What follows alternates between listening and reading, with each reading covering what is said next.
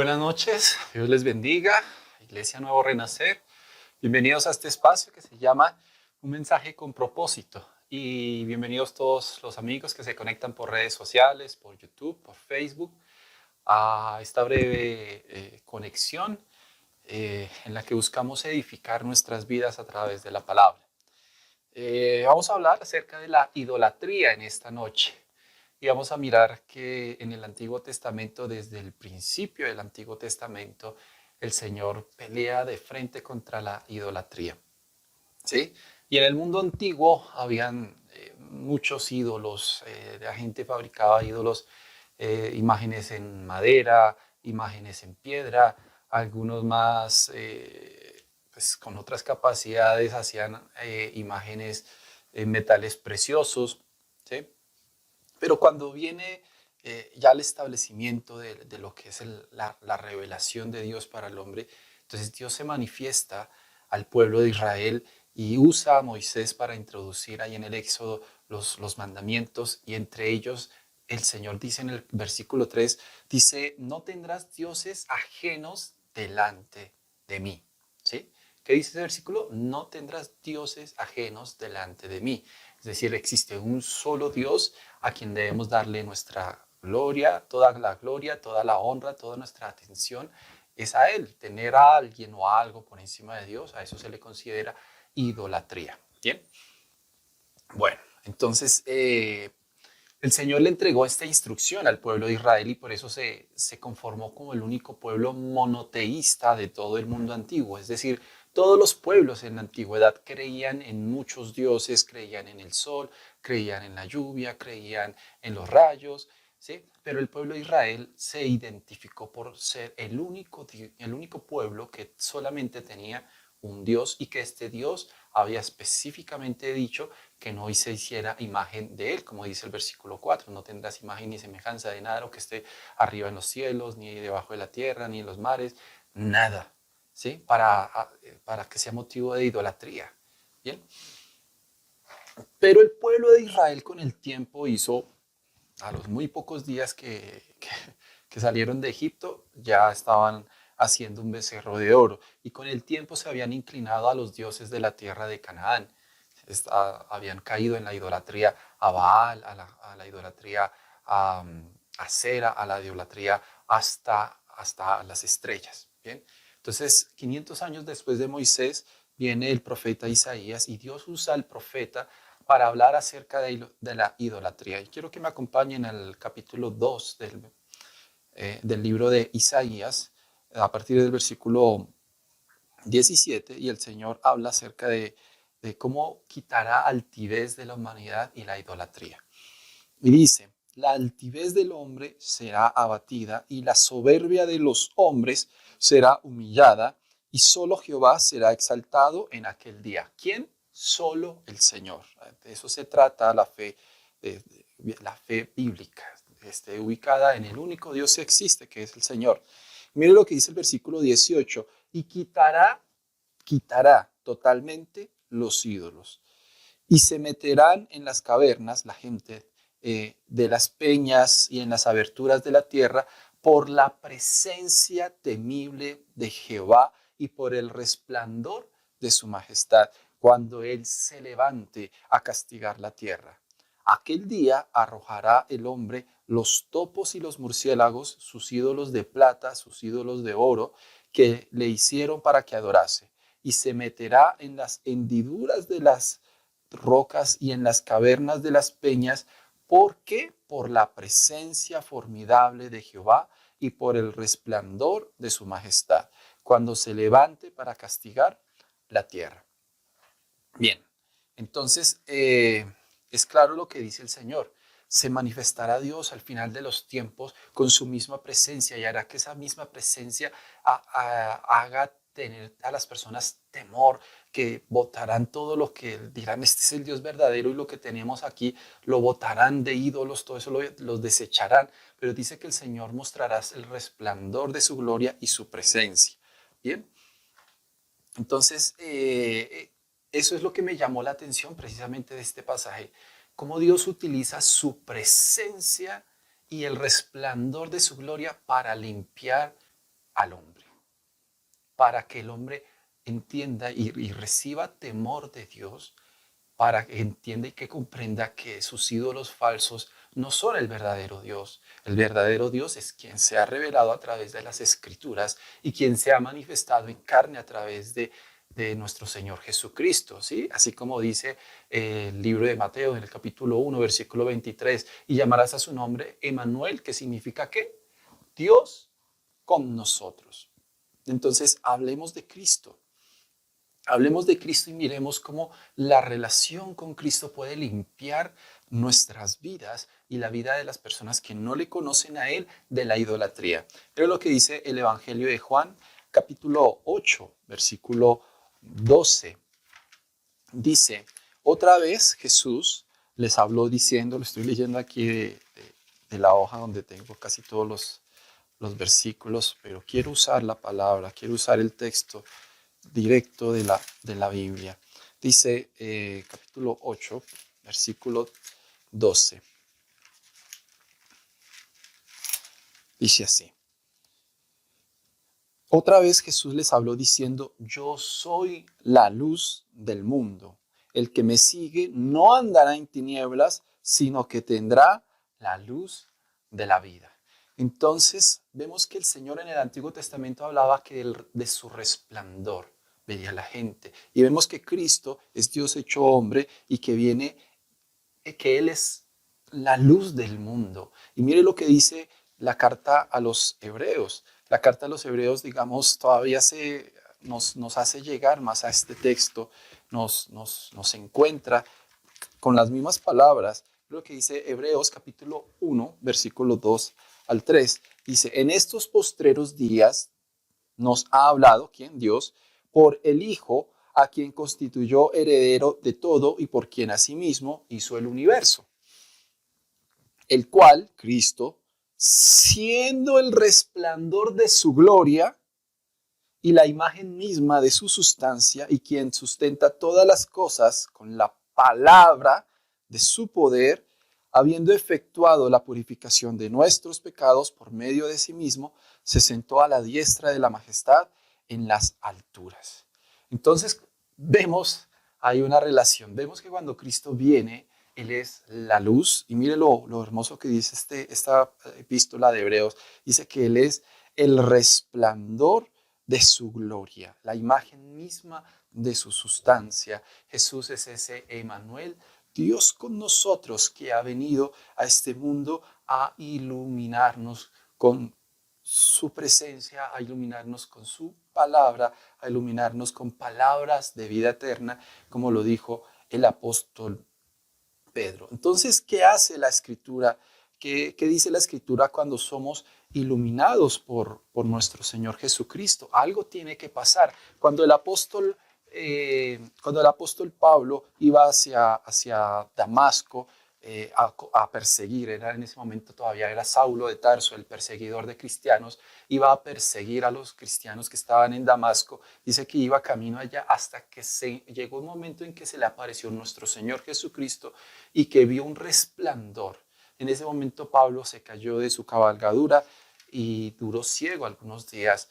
Después de eso, Dios le permitió recobrar la vista y Pablo nunca volvió a ser el mismo. Pablo nunca volvió a ser el mismo. Mire lo que dice la epístola de Segunda de Corintios, capítulo 3, versículo 18.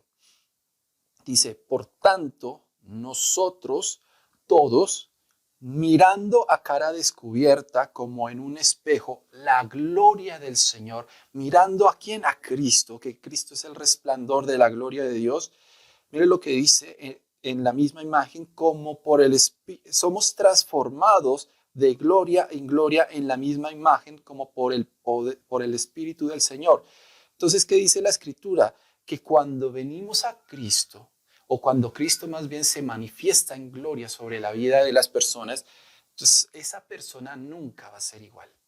Esa persona va a ser ¿qué? Transformada de gloria en la misma imagen de ¿quién? Del Hijo de Dios, como por el Espíritu del Señor, ¿sí? De ahí es donde viene lo que dice 5:17, este mismo carta de 2 de Corintios 5:17, de modo que si alguno está en Cristo, nueva criatura es, las cosas viejas pasaron y aquí todas son hechas nuevas. Entonces, si nosotros, o por lo menos en mi caso ocurrió así, yo pertenecí a la iglesia tradicional, era muy idólatra, muy apegado a las imágenes, y me imaginaba o me habían enseñado que habían muchos mediadores entre Dios y el hombre, y que uno podía acercarse al mediador, llámese San Pepito, San Coronito, y pedir su favor para que Dios me ayudara en algo en específico, o que ese mismo mediador fuera el que manifestara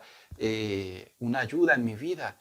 Pero la Biblia es clara, hay un solo Dios y un solo mediador entre Dios y los hombres, Jesucristo. Entonces, al acercarme a las Escrituras, fui impactado por la gloria de Dios, y sin que nadie me dijera nada, yo empecé a abandonar y me empecé a preguntar, oiga, si yo estaba pensando que mi fe era así, pero las Escrituras me están enseñando la verdad.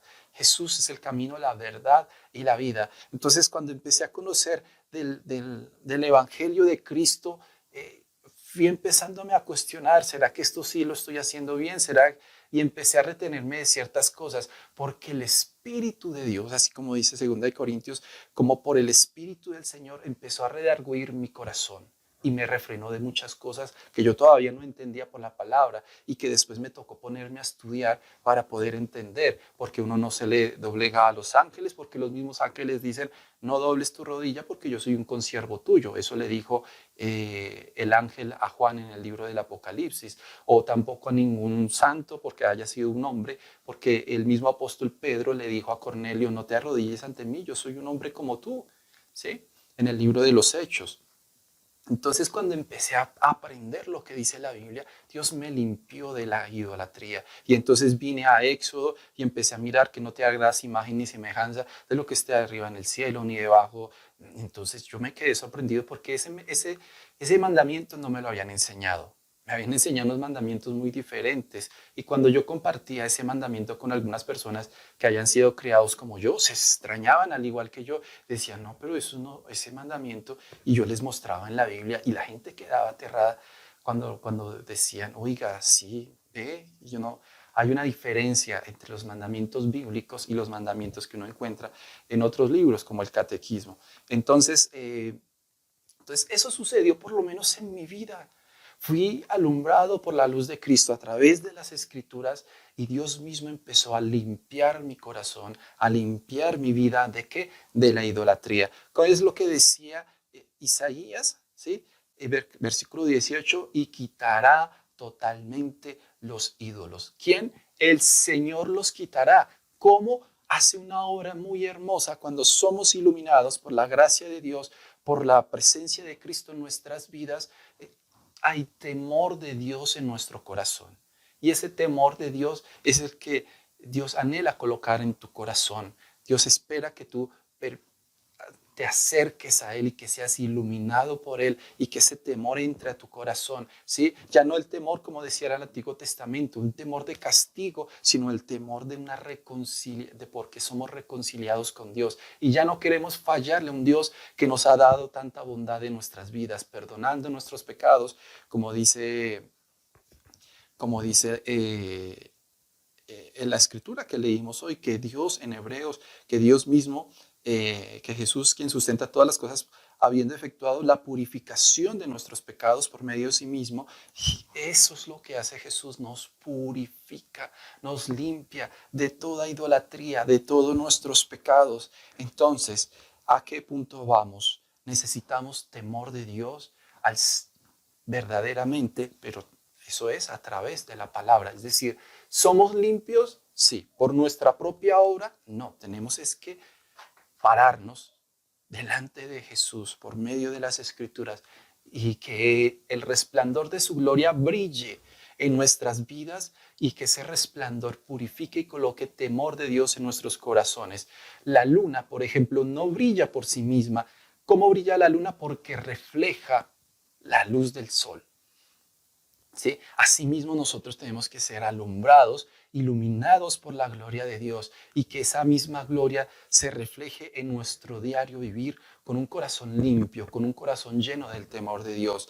Entonces, ¿cuáles son los falsos dioses que deben salir de nuestros corazones? En mi testimonio personal fueron literalmente falsos dioses, eran imágenes, eran escapularios, eran cosas que yo le tenía fe a la imagen, pero Dios se encaminó por medio de Jesús mi fe en Él a través de las Escrituras, ¿sí? Y aún así, de todas formas, nosotros vemos que el hombre, el corazón del hombre siempre como que tiende hacia el mal, ¿sí? Y hay escritores que dicen que el corazón del hombre es una fábrica de ídolos, busca donde idolatrar a algo distinto de Dios. El corazón que se vuelve por su condición, por la condición del hombre caída en el pecado, busca torcer y busca apartarse de Dios y busca crear falsos dioses. Entonces, ¿cuál es el falso Dios que ocupa el primer lugar en tu vida? Eso es lo que debemos pensar. Hay algo en nuestras vidas que ocupa el primer lugar y que no ocupa y que no debería. Quien debe ocupar siempre el primer lugar en nuestras vidas es ¿quién? Es nuestro Señor. ¿Y qué es lo que quiere el Señor? Quitar de nuestros corazones toda idolatría, ¿sí? Quitará totalmente los ídolos. Entonces vamos a hablar de ídolos. ¿Qué ídolos hay en la humanidad hoy en día? Hay un ídolo muy facilito de identificar, el cigarrillo, por ejemplo. El cigarrillo es un ídolo que la persona anhela tener y anhela chuparse el humo y prefiere el ídolo que guardar su salud. Coloca primero el ídolo que su misma salud. Entonces, cuando uno coloca las cosas mal, ahí hay un desorden, ahí hay una idolatría. ¿Cuál otro ídolo puede haber?